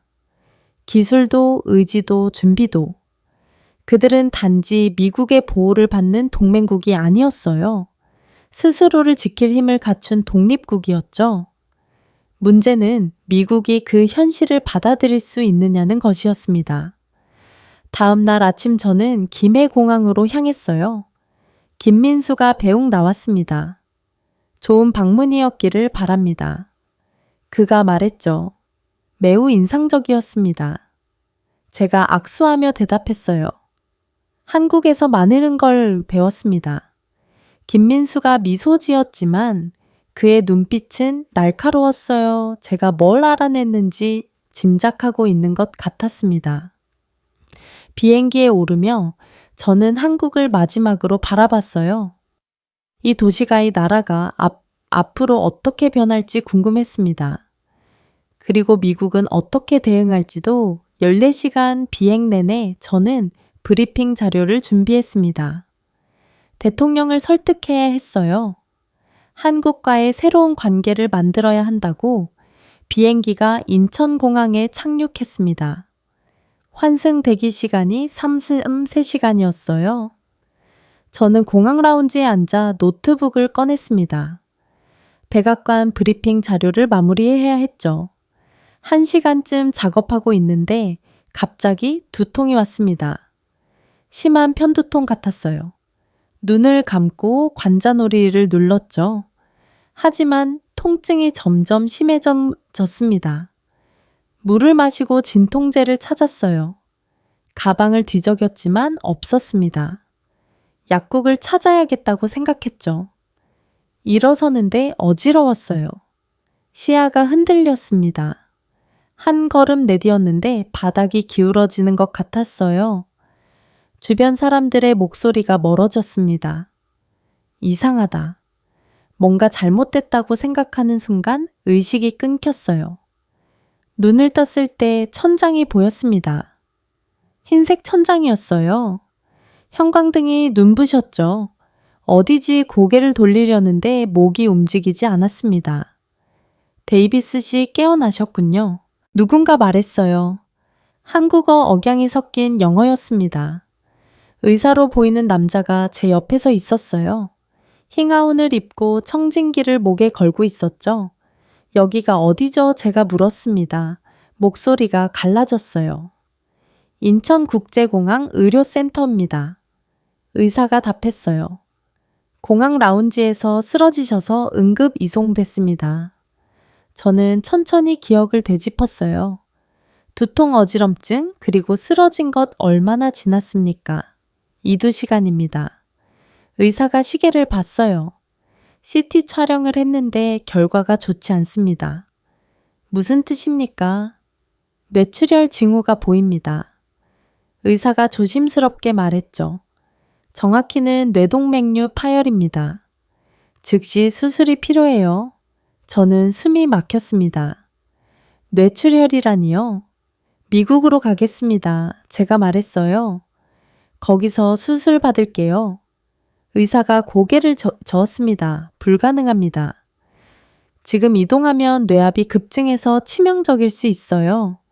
여기서 수술을 해야 합니다. 하지만 데이비스 씨 의사가 제 눈을 똑바로 봤어요. 지금 수술하지 않으면 1시간 내 사망할 수 있습니다. 그 순간 문이 열리며 누군가 들어왔습니다. 미국 대사관 직원이었어요. 데이비스 씨 대사관에서 나왔습니다. 그가 급하게 말했죠. 본국으로 의료 이송 준비 중입니다. 불가능하다고 했어요. 제가 말했습니다. 그는 의사를 봤어요. 정말 이동이 불가능합니까? 네. 의사가 단호하게 답했죠. 환자 상태가 위중합니다. 12시간 비행을 견딜 수 없어요. 지금 당장 수술해야 합니다. 여기 수술시설이 충분합니까? 대사관 직원이 물었어요. 물론입니다. 의사가 자신있게 말했죠. 우리 병원은 한국 최고 수준입니다. 신경외과 전문의와 최신 장비를 갖추고 있어요. 로봇 수술도 가능합니다. 로봇 수술이요? 제가 되물었습니다. 네. 의사가 설명했어요. 레포아이라는 국산 수술 로봇입니다. 뇌동맥류 같은 복잡한 수술에 매우 효과적이죠. 저는 선택의 여지가 없었습니다. 죽고 싶지 않았거든요. 알겠습니다. 제가 말했죠. 여기서 수술 받겠어요. 대사관 직원이 망설였어요. 확실하십니까? 대사관에서 미국 의사를 급할 수도 저는 그의 말을 끊었습니다. 시간이 없어요. 지금 해야 해요. 의사가 간호사에게 지시했어요. 수술 준비에 환자를 수술실로 이송해 바퀴 달린 침대가 움직이기 시작했습니다. 복도를 지나 엘리베이터를 탔어요. 천장에 형광등들이 빠르게 지나갔죠. 수술실 앞에 도착했습니다. 이중문이 열리며 차가운 공기가 느껴졌어요. 안에는 수술대와 복잡한 기계들이 있었습니다. 한쪽에 로봇팔처럼 생긴 장비가 서 있었죠. 레보아이였습니다. 마취과 의사가 다가왔어요. 전신 마취를 할 겁니다. 그가 말했죠. 천천히 숫자를 세워보세요. 10부터 거꾸로요. 저는 눈을 감았습니다. 19 숫자를 세며 생각했어요. 내가 지금 한국 병원에서 뇌 수술을 받는구나. CIA 분석관이 동맹국 조사하러 왔다가 그 나라에서 목숨을 구하게 되다니 7, 6 아이러니였습니다. 저는 한국의 핵능력을 의심하러 왔는데 결국 한국의 의료기술에 목숨을 맡기게 됐죠. 5, 4 의식이 흐릿해졌어요. 마지막으로 본 건 수술 등의 밝은 빛이었습니다. 그리고 어둠이 왔어요. 꿈을 꾸고 있었습니다. 브리핑룸에서 있었어요. 대통령 앞에서 보고하고 있었죠. 한국은 핵을 가졌습니다. 제가 말하는데 갑자기 한국 의사가 나타났어요. 하지만 당신 목숨을 살린 건 한국입니다. 의사가 말했죠. 꿈이 흐릿해졌습니다. 다른 장면이 나타났어요. 남의 연구소였습니다. 지하로 내려가는 계단이 보였죠. 내려가려는데 문이 잠겨 있었어요. 열쇠가 필요했습니다. 하지만 열쇠가 어디 있는지 몰랐죠. 누군가 제 어깨를 잡았습니다. 돌아보니 캐롤이었어요. 로버트 깨어나. 그녀가 말했죠. 내가 찾던 답은 이미 내 안에 있어. 무슨 뜻이죠? 제가 물었어요. 하지만 캐롤이 사라졌습니다. 주변이 하얘지더니 다시 어둠이 왔어요. 시간이 얼마나 흘렀는지 몰랐습니다. 영원 같기도 했고 순간 같기도 했어요. 그러다 멀리서 목소리가 들렸습니다. 수술 성공입니다. 누군가 말했어요. 환자 상태 안정적이에요. 의식이 천천히 돌아왔습니다. 눈꺼풀이 무거웠어요. 억지로 떴습니다. 흐릿하게 사람들이 보였죠. 흰 가운을 입은 의사들이었습니다. 데이비스 씨 들리십니까? 누군가 물었어요. 네, 제가 간신히 대답했습니다. 수술이 성공적으로 끝났습니다. 의사가 말했죠. 뇌동맥류를 제거했고 출혈도 멈췄어요. 이제 회복만 하시면 됩니다. 저는 천천히 손을 움직여 봤습니다. 움직였어요.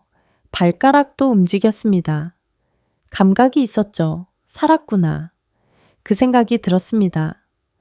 12시간 수술이었습니다. 의사가 설명했어요.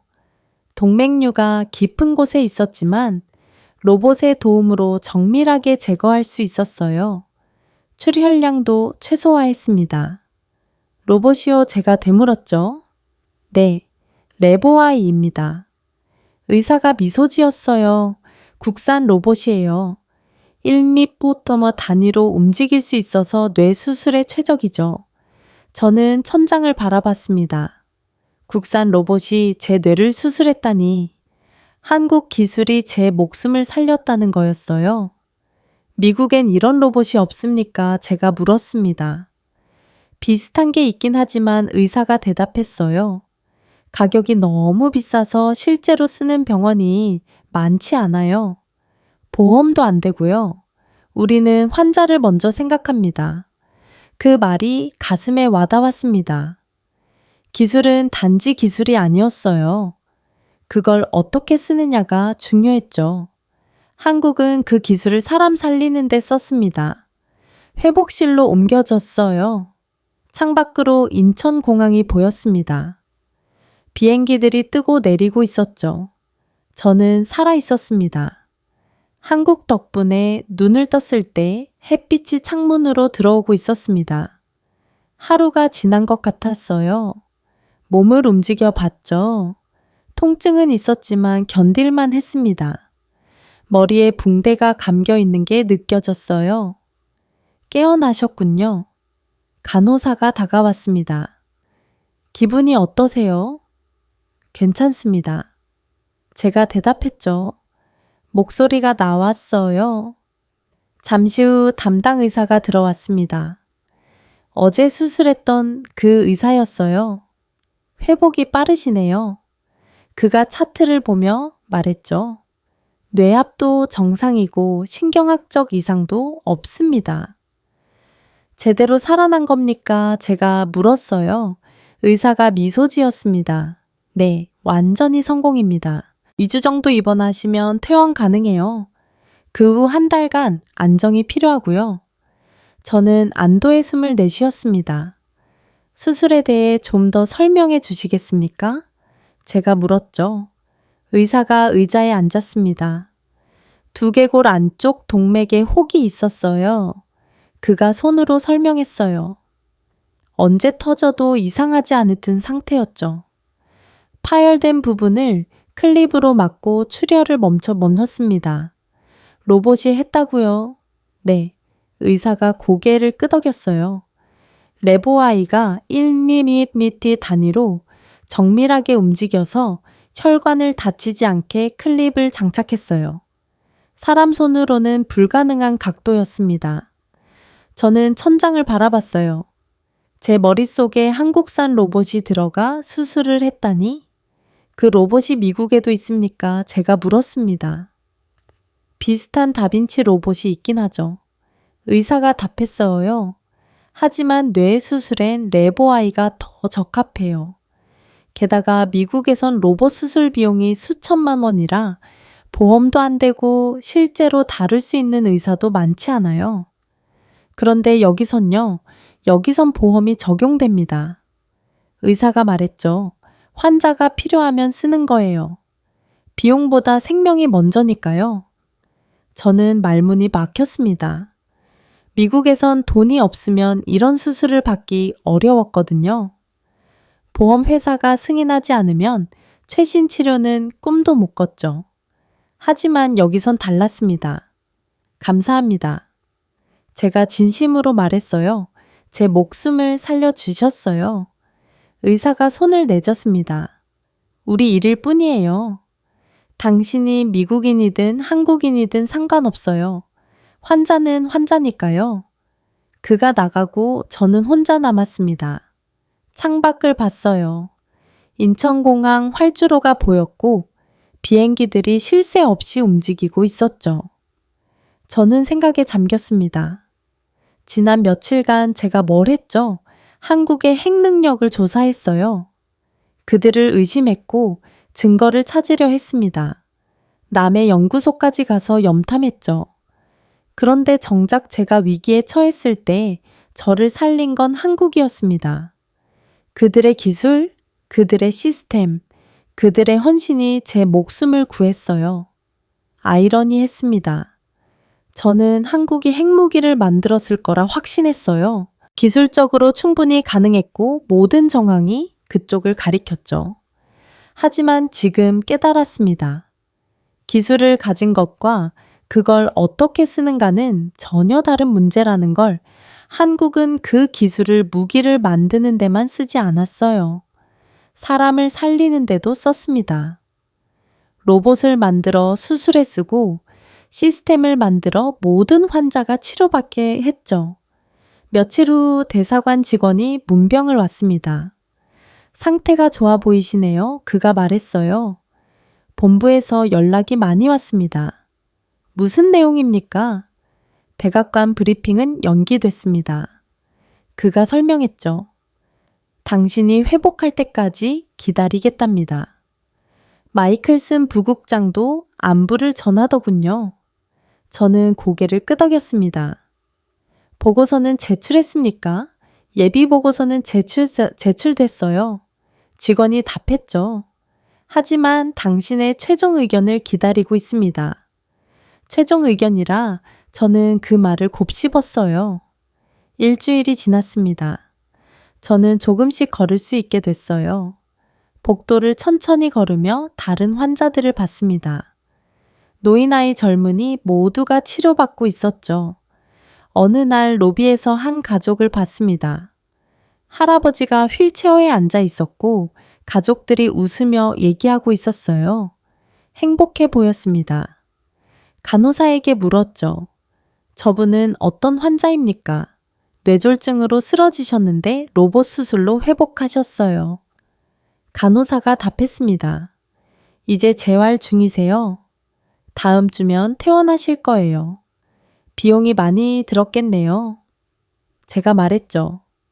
건강보험이 다 처리해졌어요. 간호사가 당연하다는 듯 말했습니다. 환자 부담은 거의 없었을 거예요. 저는 그 가족을 다시 봤습니다. 저들은 파산 걱정 없이 치료받았어요. 미국 같았으면 수백만 달러가 들었을 수술을 말이죠. 이틀 담당 의사가 마지막 검진을 했습니다. 완벽합니다. 그가 MRI 사진을 보며 말했죠. 혈관이 깨끗하게 봉합되어 있어요. 신경 손상도 전혀 없고요. 정말 기적 같습니다. 제가 말했어요. 기적이 아니라 기술이죠. 의사가 웃었습니다. 그리고 팀워크요. 새벽 3시에도 수술팀이 즉시 모였어요.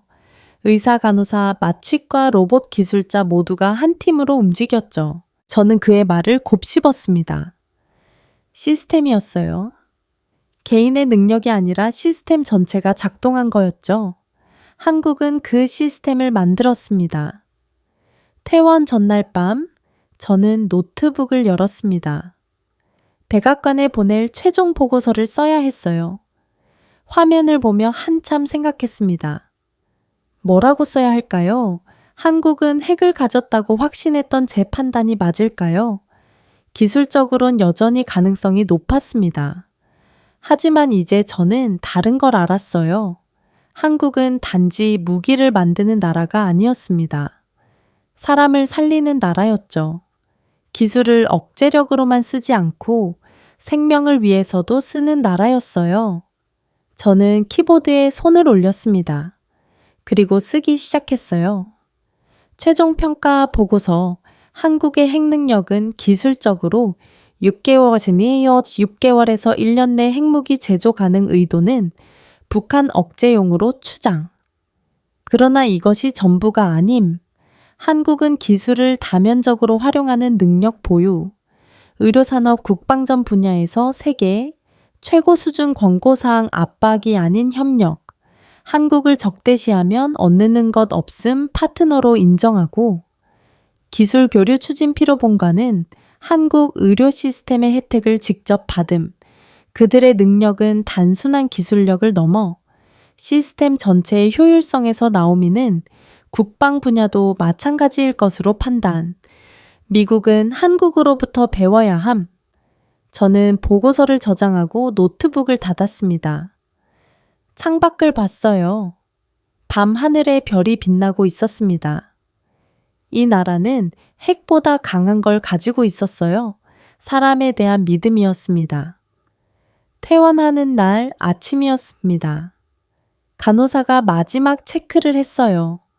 혈압 정상, 신경 반응, 정상 모든 게 좋았죠. 짐을 챙기는데 담당 의사가 들어왔습니다. 오늘 떠나신다고요? 그가 물었어요. 네, 미국으로 돌아가야 합니다. 제가 대답했죠. 일이 많이 밀려 있어서요. 무리하지 마세요. 의사가 당부했습니다. 한 달은 푹 쉬셔야 해요. 뇌 수술은 가벼운 게 아니니까요. 알겠습니다. 제가 고개를 끄덕였어요. 정말 감사했습니다. 선생님이 아니었다면 저는 지금 여기 없었을 겁니다. 의사가 손을 내밀었습니다. 건강하세요, 데이비스 씨. 악수하며 저는 그의 눈을 봤어요. 진심이 담긴 눈빛이었습니다. 돈이나 명예가 아니라 환자를 생각하는 의사의 눈빛이었죠. 병원을 나서며 뒤를 돌아봤습니다. 인천의료원이라는 간판이 햇빛에 빛나고 있었어요. 이곳에서 저는 새 생명을 얻었습니다. 그리고 새로운 시각도 얻었죠. 공항으로 가는 차 안에서 휴대폰이 울렸습니다. 마이클슨이었어요. 로버트 몸은 괜찮은가? 그가 물었죠. 네. 퇴원했습니다. 제가 대답했어요. 지금 공항으로 가는 중입니다. 보고서 받았네. 마이클슨이 말했습니다. 읽어봤어?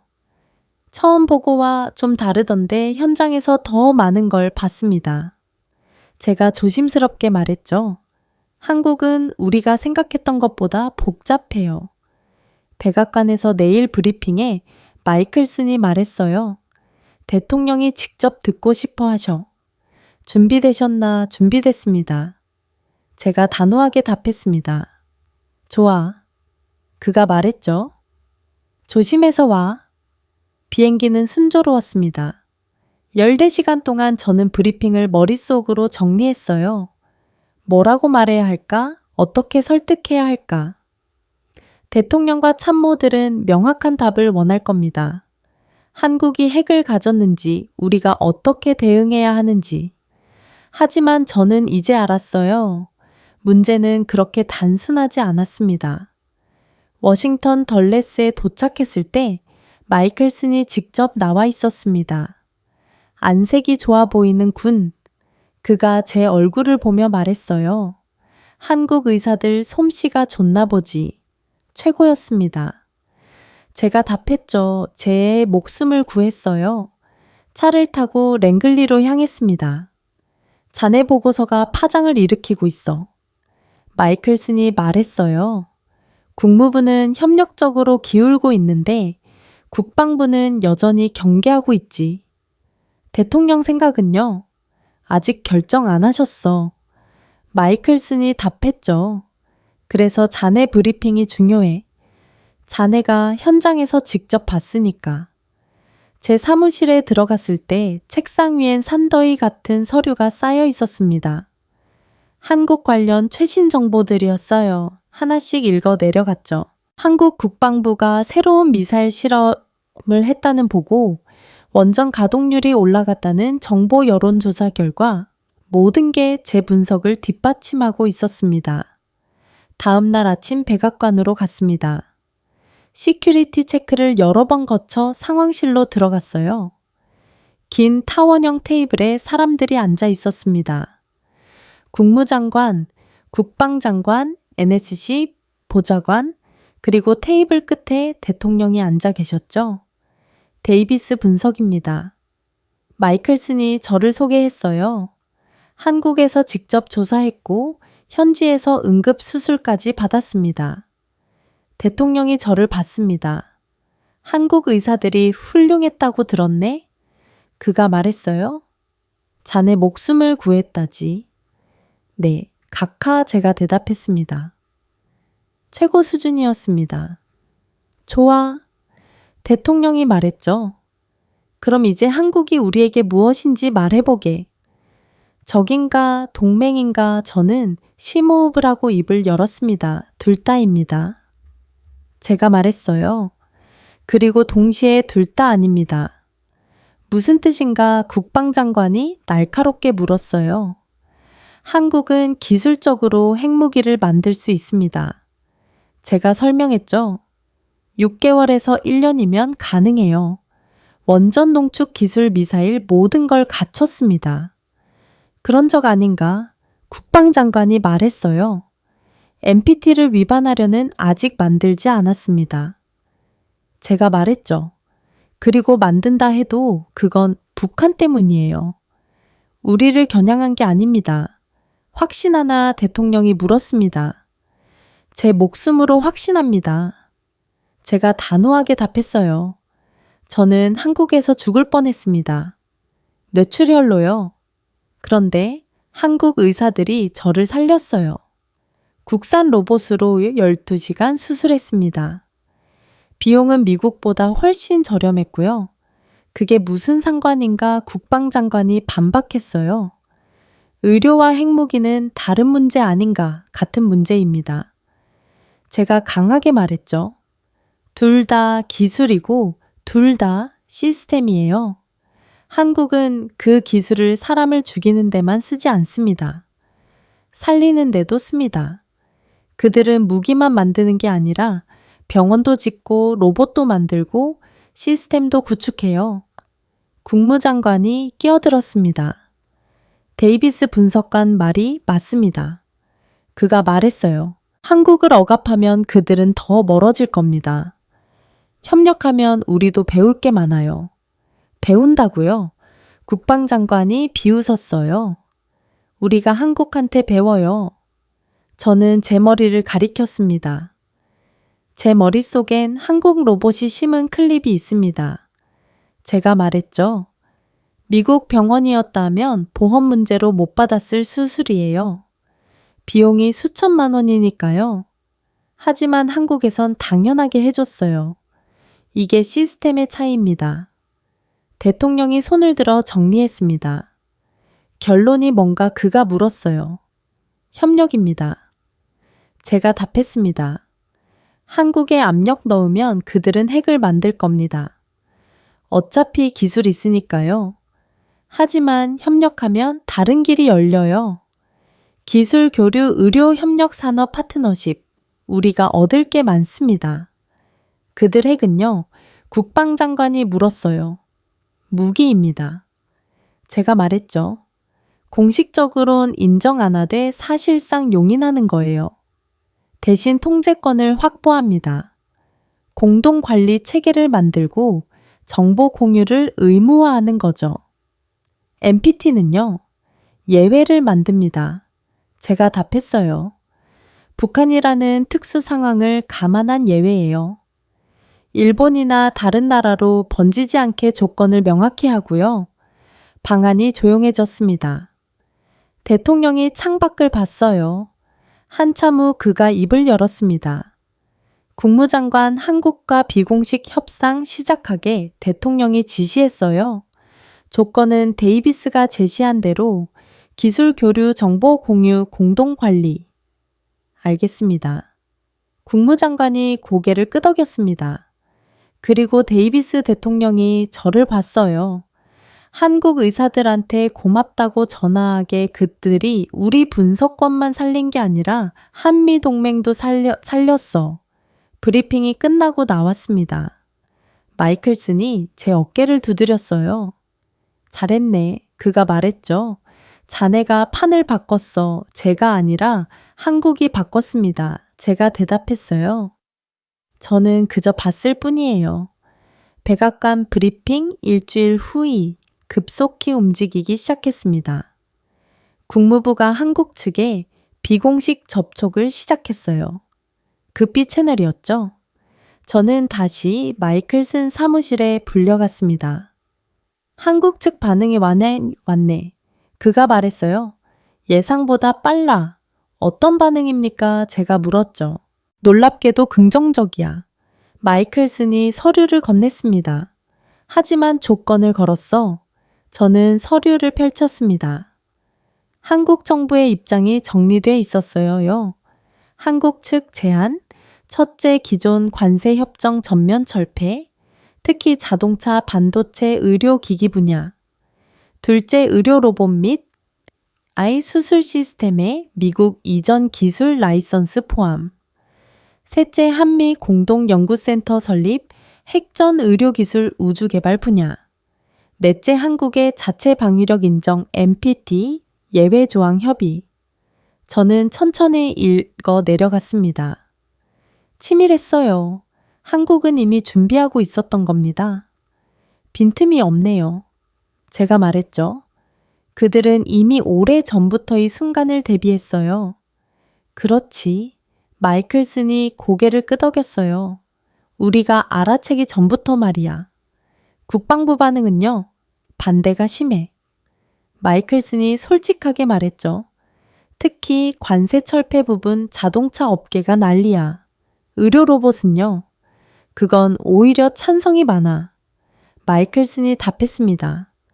우리 의료계가 한국 기술에 관심 많거든 비용을 획기적으로 낮출 수 있으니까. 대통령 입장은요. 제가 물었죠. 승인 방향이야. 마이클슨이 말했어요. 난 네 의회를 설득해야 해. 그게 문제지. 며칠 후 국무부에서 회의가 열렸습니다. 한미 협상 실무진이 모였어요. 양측과 테이블을 사이에 두고 앉았죠. 한국 측 수석 대표는 외교부 차관이었습니다. 환영합니다. 그가 영어로 말했어요. 건설적인 대화가 되길 바랍니다. 미국 측 대표는 국무차관이었어요. 우리도 그렇게 생각합니다. 그가 답했죠. 허심탄회하게 얘기합시다. 저는 기술자문으로 참석했습니다. 테이블 옆에 앉아 두 나라의 대화를 지켜봤어요. 먼저 민감한 부분부터 짚겠습니다. 한국 차관이 말했죠. 한국의 자체 방위력에 대한 미국의 입장을 듣고 싶습니다. 미국 차관이 잠시 멈칫했어요. 우리는 NPT 체제를 존중합니다. 그가 조심스럽게 말했죠. 하지만 북한이라는 특수 상황을 이해합니다. 그럼 한국의 독자적 억제력을 인정하신다는 겁니까? 한국 차관이 날카롭게 물었어요. 공식적으론 핵 비확산이 원칙입니다. 미국 차관이 답했죠. 하지만 비공식적으론 북한 억제를 위한 자위적 조치를 이해할 수 있습니다. 한국 차관이 고개를 끄덕였습니다. 명확한 답변 감사합니다. 그가 말했어요. 그럼 우리 조건으로 넘어가죠. 관세 문제가 먼저 논의됐습니다. 한국은 전면 철폐를 원했고 미국은 단계적 철폐를 주장했어요. 협상이 팽팽했죠. 자동차 분야는 민감합니다. 미국 차관이 말했어요. 디트로이트가 반발할 겁니다. 그럼 의료기기부터 시작하시죠. 한국 차관이 제안했습니다. 로봇 수술 시스템, AI 진단 장비. 이건 양국 모두에게 이익이에요. 미국 차관이 참모와 속닥거렸습니다. 그게 가능합니다. 그가 말했죠. 의료의 반응이 긍정적이니까요. 다음은 기술 이전 문제였습니다. 레보아의 수술 로봇을 미국에 도입하되 라이선스 비용을 지불한다는 내용이었어요. 한국 측이 제시한 금액은 5억 달러였죠. 너무 비싸지 않습니까? 미국 측 참모가 반박했어요. 데이비스 씨, 한국 차관이 저를 봤습니다. 당신이 받은 수술 비용이 미국에선 얼마였을까요? 저는 잠시 계산했습니다. 로봇 수술 12시간 전문이 최소 50만 달러입니다. 제가 답했어요. 보험 없이는 100만 달러도 가능해요. 그런데 한국에선요? 한국 차관이 물었죠. 건강보험 적용으로 환자 부담 거의 없었습니다. 제가 인정했어요. 이게 시스템의 차이입니다. 한국 차관이 미국 측을 봤어요. 5억 달러면 미국 내 신계 병원에 로봇을 배치할 수 있습니다. 그가 설명했죠. 연간 5명의 환자를 살릴 수 있어요. 이게 비싼 겁니까? 미국 차관이 고개를 숙였습니다. 동의합니다. 그가 말했어요. 공동연구센터 설립도 논의됐습니다. 위치는 샌디에이고로 정해졌어요. 한국 연구진과 미국 연구진이 함께 일하는 시설이었죠. 핵 안전 분야도 포함됩니까? 미국 차관이 조심스럽게 물었어요. 물론입니다. 한국 차관이 답했죠. 우리는 숨길 게 없어요. 오히려 한국은 안전관리의 노하우를 나누고 싶다고 했습니다. 정보 공유 체계도 이미 합의되었습니다. 한국의 핵 관련 활동을 미국과 투명하게 공유하되 상호 존중의 원칙을 지킨다는 내용이었습니다. 그건 감시가 아니라 협력이었습니다. 회의가 끝날 무렵 한국 차관이 자리에서 일어나 말했습니다. 한 가지 말씀만 더 드리겠습니다. 그의 목소리는 단호했고 눈빛은 흔들림이 없었습니다. 한국은 핵무기를 원하지 않습니다. 우리가 바라는 건 안전입니다. 북한이 우리를 위협하지 않는다면 우리도 무기를 가질 이유가 없습니다. 하지만 지금은 다릅니다. 미국 차관이 물었습니다. 지금은 어떤 의미입니까? 지금은 선택권을 유지하는 것입니다. 한국 차관이 대답했습니다. 만들 수 있다는 것과 실제로 만드는 것은 전혀 다른 문제입니다. 우리는 현명하게 판단할 것입니다. 회의가 끝난 뒤 복도에서 그를 다시 만났습니다. 데이비스 씨. 그가 제 이름을 불렀습니다. 수술은 잘 회복되셨습니까? 덕분에 완전히 나았습니다. 제가 웃으며 답했습니다. 다행입니다. 그가 미소를 지었습니다. 우리 의사들이 자랑스러워 하더군요. 미국 분석관을 살렸다고요. 제 목숨을 구해주셔서 감사합니다. 제가 진심으로 말했습니다. 그는 고개를 끄덕이며 말했습니다. 협상은 끝이 아니라 시작입니다. 진짜 협력은 이제부터입니다. 서로 배우고 성장하는 동반자가 되는 것이죠. 저는 그 말에 깊이 고개를 숙였습니다. 한국은 핵을 협상 카드로 쓰지 않았습니다. 그들의 진짜 목표는 동등한 파트너십이었습니다. 며칠 후 협상 결과가 공식 발표되었습니다. 언론은 그것을 한미전략기술 협력협정이라 불렀습니다. 관세의 단계적 철폐, 의료로봇 공동연구센터 설립, 모든 것이 합의되었습니다. 의회에서도 논란이 있었지만 결국 통과되었습니다. 한국의 의료기술이 미국인 수천 명의 생명을 구할 수 있다는 주장이 설득력을 얻었습니다. 제 사례도 그 증거로 제시되었습니다. 며칠 뒤 마이클슨이 제 사무실로 찾아왔습니다. 자네가 해냈어. 그가 말했습니다. 한미 관계를 새롭게 정의했어. 제가 아니라 한국이 했습니다. 저는 조용히 대답했습니다.